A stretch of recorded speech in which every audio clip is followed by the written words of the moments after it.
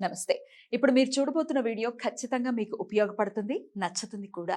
మరి మీకు నచ్చిన విషయం నాకు తెలియాలి అంటే ఈ వీడియోని మీరు లైక్ చేయాలి, షేర్ చేయాలి, అలాగే మన ఛానల్‌ని సబ్స్క్రైబ్ చేయాలి. మీ సపోర్ట్‌ని నాకు అందిస్తారు కదూ! ఓకే. ఇప్పుడు వీడియోని స్టార్ట్ చేద్దాం. నమస్తే. Welcome to our channel. నేను పద్మిని. ప్రస్తుతంతో పాటు ప్రముఖ ఆధ్యాత్మికవేత్త, వాస్తు జ్యోతిష పండితులు, లలిత ఉపాసకులు, వాస్తు జ్యోతిష శిక్షణ నిపుణులు బ్రహ్మశ్రీ నానాజీ పట్నాయక్ గారు మనతో పాటు ఉన్నారు. మాట్లాడదాం. సార్ నమస్తే సార్. శ్రీమాత్రే నమః. సార్, దశమహావిద్యలలో ప్రతి రూపం కూడా చాలా చాలా విభిన్నంగా ఉంటుంది. అయితే చిన్నమస్తా దేవి గురించి మనం మాట్లాడుకుంటే అమ్మవారి రూపం కూడా తల లేకుండా తల ఇంకో చేతిలో ఉంటూ రక్తం బయటకు వస్తూ ఒకంత భయానకంగా ఉన్నప్పటికీ అమ్మవారు అమ్మే కదా. ఏ రూపంలో చూసుకున్నా అమ్మే. ఆ రూప వర్ణన లేకపోతే రూపం కానీ కొంత అలా ఉండడానికి కారణం అసలు చిన్నమస్తా దేవిని దేనికోసం ఆరాధన చేస్తూ ఉంటారు. మామూలుగా గృహస్థులు కూడా అమ్మవారిని ఆరాధించొచ్చా?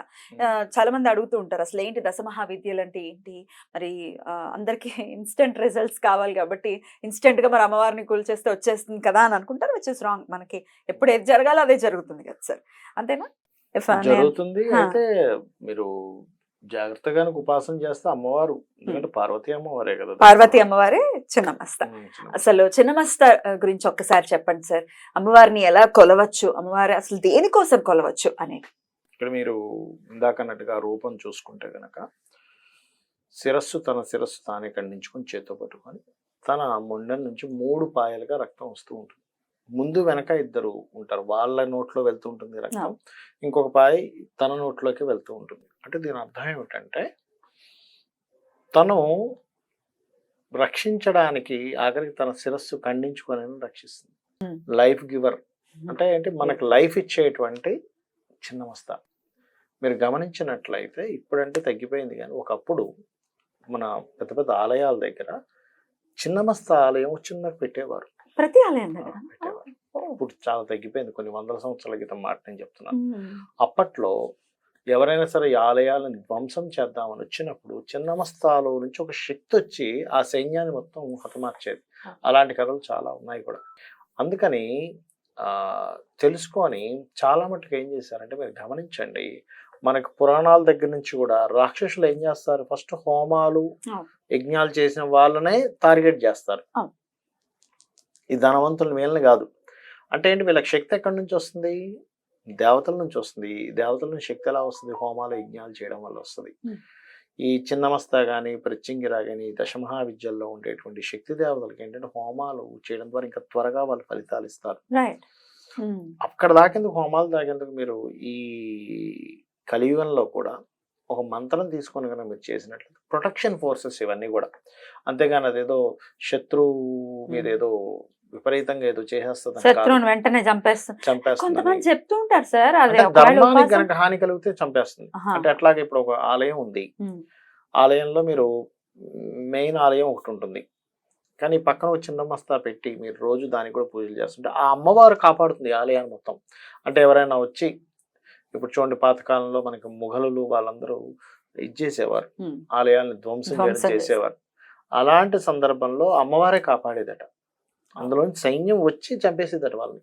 అలాగే ఒకసారి ఒక 1000 మంది సైన్యాన్ని హతమార్చినట్టుగా, క్షణాల్లో హతమార్చినట్టుగా కూడా కొన్ని ఉన్నాయి, ఉన్నాయి. అంతదాకా ఎందుకండి, ఒకసారి నేను దత్తాత్రేయ మందిరంకి వెళ్తున్నా, నేను ఇంకొక 2-3 కలిసి. డ్రైవర్ చిన్నమస్తా ఉపాసకుడు. ఆయన మా ఇది చూసి, సార్ నేను కూడా ఉపాసన చేస్తుంటాను అంటే, అవునా, ఏ ఉపాసన చేస్తున్నాను? చిన్నమస్తా ఉపాసన చేస్తుంటానండి అన్నాడు. అవునా, చాలా గ్రేట్. అసలు మరి చిన్నమస్తా ఉపాసన చేస్తే నువ్వు చాలా కంట్రోల్లో ఉండాలి తెలుసా?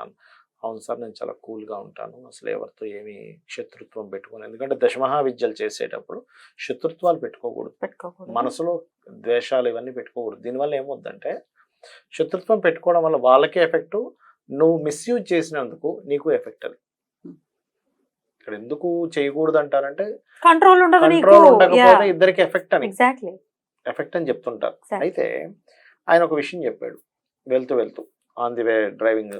సార్ ఒకసారి అంటే నేను అడిగాను, ఏమైనా నీకు దీనివల్ల నీకు ఎలాంటివి నువ్వు చూసావు, అమ్మవారు నీకు ఎప్పుడైనా కనబడిందా, లేకపోతే నీ లైఫ్లో ఏమైనా మిరాకిల్స్ కనబడ్డాయా అంటే జస్ట్ క్యూరియాసిటీ కోసం ఏం చెప్తాను. ఆయన ఒక విషయం చెప్పాడు. ఒక రోజు ఇట్లాగే అతను క్యాబ్ డ్రైవర్ కదా, క్యాబ్ అతనే ఓన్ క్యాబ్, ఇంకో 2 క్యాబ్స్ ఏవి ఉన్నాయి అవి అసిస్టెంట్లకి నడుపుతూ ఉంటాడు. మెయిన్ పర్సన్ మాతో పాటు వచ్చాడు ఆ రోజు. ఒక రోజు అంట ఒక అడవి ప్రాంతంలో ఎవరో డ్రాప్ చేసి వస్తున్నట్ట. వస్తుంటే 2-3 దుండగులు ఆపారు కార్ని. ఆపి ఇతన్ని బెదిరించి కారు పట్టుకొని వెళ్ళిపోయారు.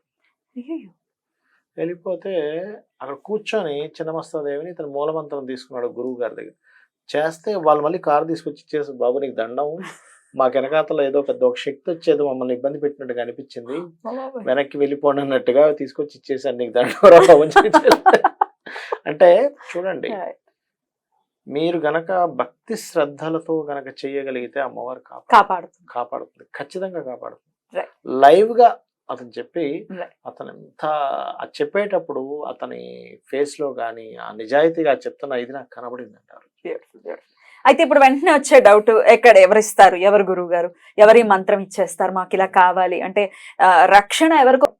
అతనికి మనం చక్కగా సన్మానం చేసి అతనికి ఒక బహుమానం ఇద్దాము అని డిసైడ్ అయ్యారు. వీళ్ళు నిర్ధారించుకొని అతను వచ్చారు.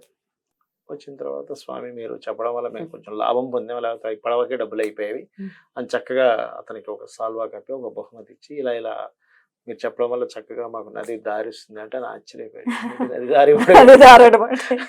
కృష్ణుడు విషయంలో విన్నాం కానీ ఇదేమిటి అని అనుకొని, సరే నేను చెప్తేనే వాళ్ళకి పని చేసింది, నాకెందుకు పని చేద్దని వెళ్ళాడు. ఇతనికి పూర్తి నమ్మకం లేదు. చెప్పాడు కానీ పూర్తిగా నమ్మకం లేకపోవడం వల్ల వెళ్తుంటే దారి పట్ల తడిచిపోతున్నాడు. అనుకున్నాడు, అర్రే నేను చెప్పాను కానీ నాకు నమ్మకం లేదు, వారికి పరిపోయి ఉన్న నమ్మకం ఉందని. అలా ఏంటంటే, మీరు గనక అమ్మవారు, నేను ఇప్పుడు ఈ మాట అన్నాను, అమ్మవారు విన్నది, అమ్మవారు నన్ను రక్షిస్తుంది అని ఎవరైతే అనుకుంటారో ఇంకా పరిపూర్ణమైన నమ్మకం రక్షిస్తుంది, ఇంకా అందులో డౌట్ లేదు. నమ్మకం ప్రధానం. అమ్మవారిని ఎలా అయినా దండం పెట్టుకోవచ్చు. అద్భుతం సార్, చాలా చాలా బ్యూటిఫుల్ గా మాకు ఎక్స్ప్లెయిన్ చేశారు. Thank you so much sir. నమస్తే. శ్రీమాత్రే నమః.